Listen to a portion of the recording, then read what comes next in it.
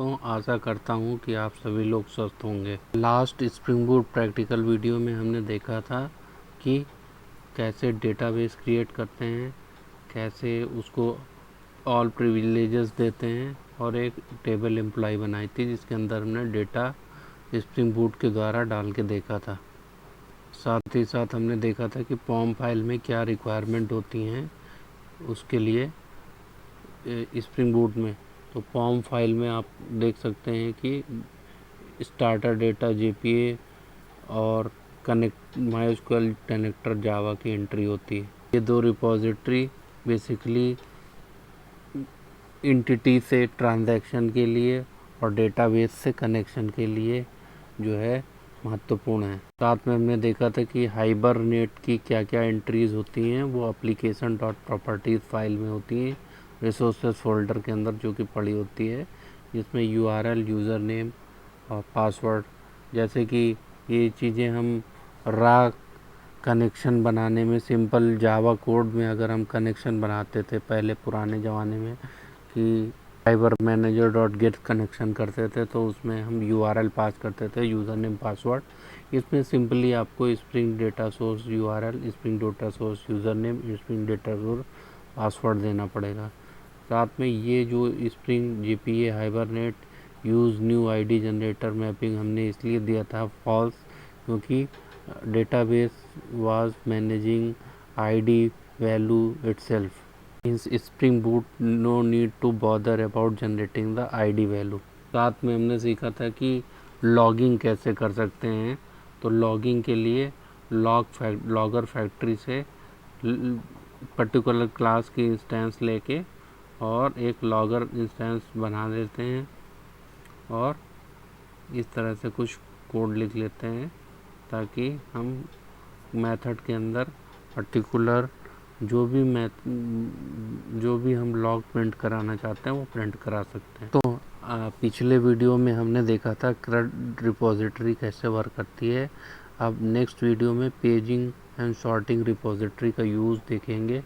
उसमें कैसे पेजिएबल ऑब्जेक्ट को पास करके हम सॉर्टिंग अप्लाई कर सकते हैं कि फ़िल्टर्ड डेटा हम कैसे फ़िल्टर्ड डेटा भी कैसे पा सकते हैं। साथ में शॉर्टिंग बेसिकली शॉर्टिंग के लिए होता है, शॉर्टिंग कैसे अप्लाई कर सकते हैं पर्टिकुलर फील्ड पे। तो हाल ही कोडिंग में एक बग मुझे पता चला था कि जैसे हमने पर्टिकुलर प्रॉपर्टी फाइल जैसे एंटिटी फाइल एम्प्लॉय ले रखी थी बीन, तो बीन में जो भी हम प्रॉपर्टी नेम लेते हैं वो ये मस्ट हो जाता है कि कैमल केसिंग मिले।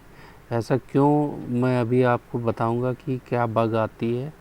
इसको रिजॉल्व करने के लिए हमें यहाँ फर्स्ट नेम लास्ट नेम को चेंज करना कैमल केसिंग में करना पड़ेगा और उसको कॉलम से मैप करने के लिए कॉलम एनोटेशन का यूज़ करके हम पर्टिकुलर डेटाबेस फील्ड जो कि फर्स्ट अंडरस्कोर नेम लगा हुआ है, लास्ट अंडरस्कोर नेम लगा हुआ है, उसको कॉलम एनोटेशन से मैप कर लेंगे। साथ में फर्स्ट नेम लास्ट नेम जो है वो हम यूज़ करेंगे डेटा को की वैल्यू को फेच सॉर्ट करने के लिए वहाँ पे पेजिएबल में पेजिंग एंड सॉर्टिंग रिपोजिटरी का यूज़ करने में। तो दोस्तों हमने जो है कुछ डेटा मेंटेन कर लिया है बैकएंड में, like you can see last video में जैसे एक दो रिकॉर्ड थे, तो हमने डिफरेंट रिकॉर्ड के ऑब्जेक्ट बना के और उनको सेव करा लिया था। सेव कराने के बाद अब हम देखेंगे कि कैसे हम डेटा फेच कर सकते हैं। तो आइए चलते हैं, देखते हैं वो कैसे करते हैं। कमांड लाइन रनर क्लास में हम लोग लास्ट में थे, जो कि कमांड लाइन रनर इंटरफेस को इम्प्लीमेंट कर रहा था, जो ऑटोमेटिक इसका रनर जो मेथड है वो ऑटोमेटिकली एग्जीक्यूट करता है जब एप्लीकेशन अप होता है। तो हमने उसकी डिलीट लास्ट टाइम कमेंट कर दिया था, अब हम इसका ये पार्ट भी कमेंट कर दे रहे हैं। अब हम चलते हैं रिपोजिटरी को चेंज कर देते हैं। हमने देखिए CRUD रिपोजिटरी यूज़ कर रखी है, तो CRUD रिपोजिटरी के बजाय हम paging and sorting repository use करेंगे।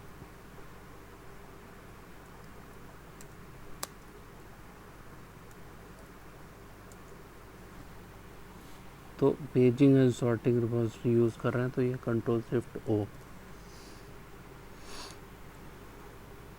ये भी कमेंट कर देते हैं। तो ये हमने कुछ पहले से कोड लिख रखा है तो हम इसका यूज़ कर लेते हैं।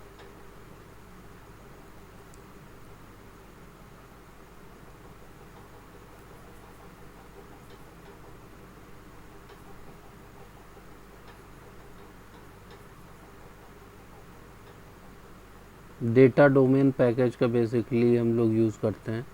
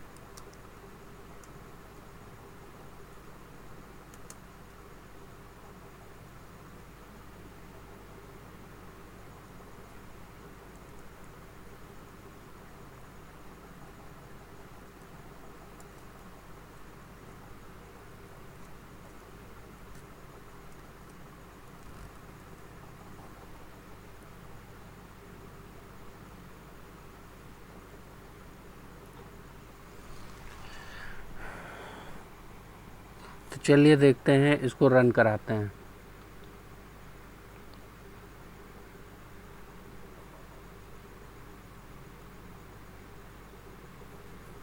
तो ये आप देख सकते हैं कि केवल 3 रिकॉर्ड आए हैं और टोटल रिकॉर्ड हैं आपके डेटाबेस में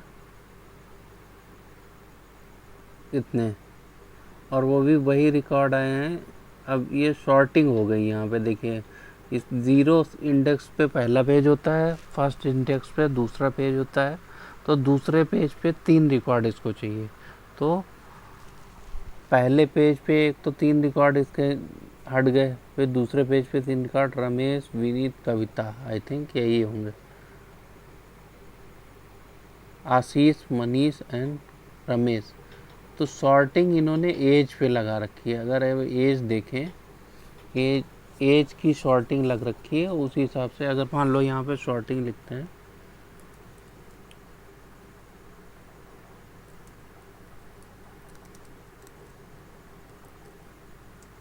तो आप देख सकते हैं कि कौन कौन आया है। पहले 3 छोड़ दीजिए क्योंकि 0 इंडेक्स पे 3 चले गए। दूसरे इंडेक्स आशीष, मनीष और रमेश, 38, 39 और 56। आशीष, मनीष और रमेश, तो उसी सीक्वेंस में आ रहा है ये कुल मिला के। तो ये ठीक वर्क कर रहा है। 0 इंडेक्स पे देना है तो 0 इंडेक्स पे आप देखिए कविता, विनीत और गिरीश हैं। इसको सेव करेंगे।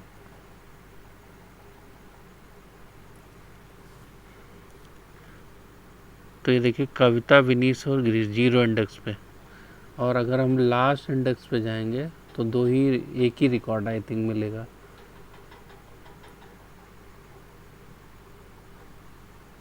ये देखिए एक ही रिकॉर्ड मिल रहा है आखिरी का।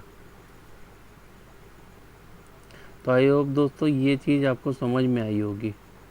अभी मैं थोड़ी देर पहले बात कर रहा था एक बग की जो मैंने हाल ही में फेस किया। अगर हम फ़िल्टर लगाना चाहते हैं फर्स्ट नेम या लास्ट नेम, तो यहाँ पे फर्स्ट नेम अगर लगाते हैं तो देखिए क्या इशू आता है इसमें। ये देखिए फेल हो जा रहा है कहीं ना कहीं, और ये कह रहा है कि इसका मतलब यहाँ पे देखिए अगर no property first found for type employ, तो इसमें जो है ये एरर देता है कि पहला अंडरस्कोर जहाँ पे भी मिलता है ये ब्रेक कर देता है और उतने ही नाम की प्रॉपर्टी को सर्च करता है। तो ये एक इशू है इसमें। तो इसको अवॉइड करने के लिए हमको अपनी एंटिटी में जाके जितनी भी प्रॉपर्टीज़ हैं अंडरस्कोर से उसको कैमल केस में बनाना पड़ेगा। जैसे यहाँ फर्स्ट नेम है तो ये है हमारा फर्स्ट नेम, ऐसे बनेगा। और लास्ट नेम है तो लास्ट नेम ऐसे बनेगा। और साथ में हमको यहाँ पे कॉलम एनोटेशन देना पड़ेगा।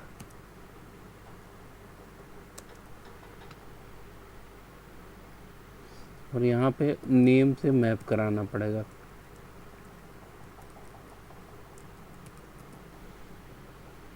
सिमिलरली लास्ट नेम में भी कॉलम एनोटेशन यूज़ करना पड़ेगा।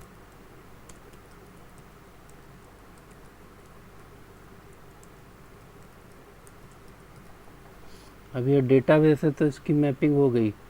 अब रहा सवाल यहाँ पे ये जो बने हुए हैं,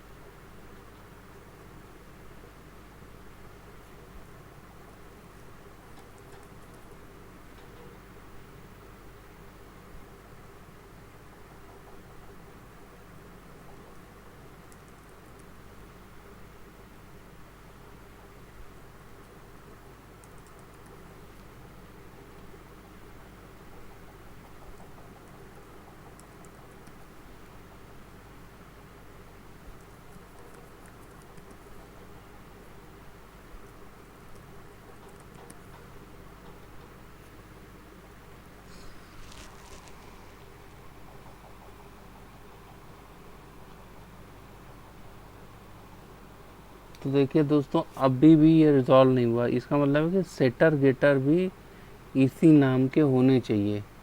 तो हमें सेटर गेटर भी इसके बनाने पड़ेंगे उसी विदाउट अंडरस्कोर।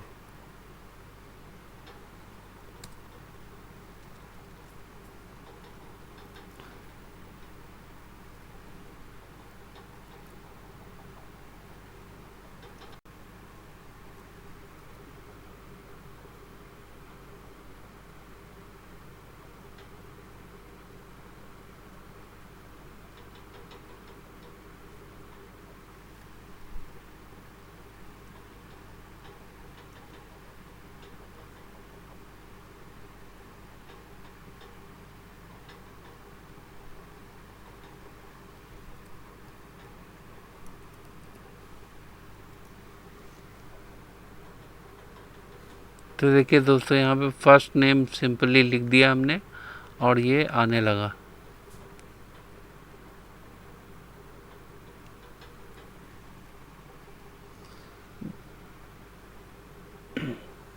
सेटर गेटर नहीं बनाने की ज़रूरत है। Properties name should be mapped with the column. जैसे कि हमने देखा यहाँ पे खाली कॉलम से ये मैप करा दिया है। और प्रॉपर्टी का नाम जो है कैमल केसिंग में होना चाहिए। सेटर गेटर से फ़र्क नहीं पड़ रहा है इसको, ठीक है। तो हमने खाली प्रॉपर्टी का नाम यहाँ पे दे दिया और ये इसने वैल्यू निकाल ली। तो होप दोस्तों आपको समझ में आया होगा ये चीज़ कि, और बेटर तो यही है कि आप सेटर गेटर भी जो है कैमल केसिंग में ही यूज़ करें for the sake of confusion. Like हमने सेटर गेटर यहाँ पे ये दिया है तो इसको हटा ही देते हैं और यहाँ पे हम बना लेते हैं इसका सेटर गेटर इसी नाम से। जो भी सेटर गेटर बनेगा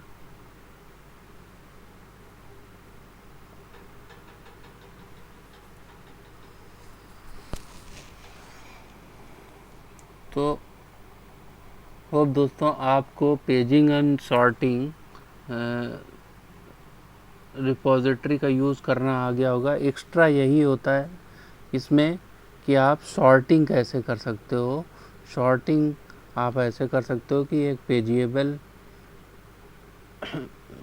क्लास का ऑब्जेक्ट यहाँ पेज रिक्वेस्ट रिटर्न करेगा। पेज रिक्वेस्ट डॉट ऑफ को यूज़ करेंगे, पहले इंडेक्स देंगे, फिर उसमें जो है इसका यूज़ आप अक्सर आप देखते होंगे वेब पेजेस में होता है। वेब पेज के पेजिनेशन में हरदम यूज़ होता है।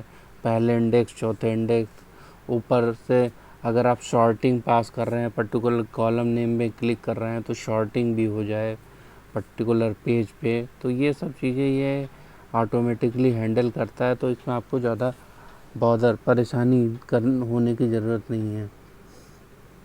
तो आशा करता हूँ दोस्तों आपको इस वीडियो में काफ़ी कुछ समझ में आया होगा पेजिंग एंड सॉर्टिंग रिपोजिटरी के बारे में। साथ ही में कि आप प्रॉपर्टी नेम कैमल केसिंग में यूज़ करें हमेशा, जो कि आपके फ्यूचर में बहुत सारी प्रॉब्लम्स आती हैं कैमल केसिंग ना यूज़ करने की वजह से, वो ऑटोमेटिकली इम्प्लिसिटली रिजॉल्व होती चलेंगी। धन्यवाद दोस्तों।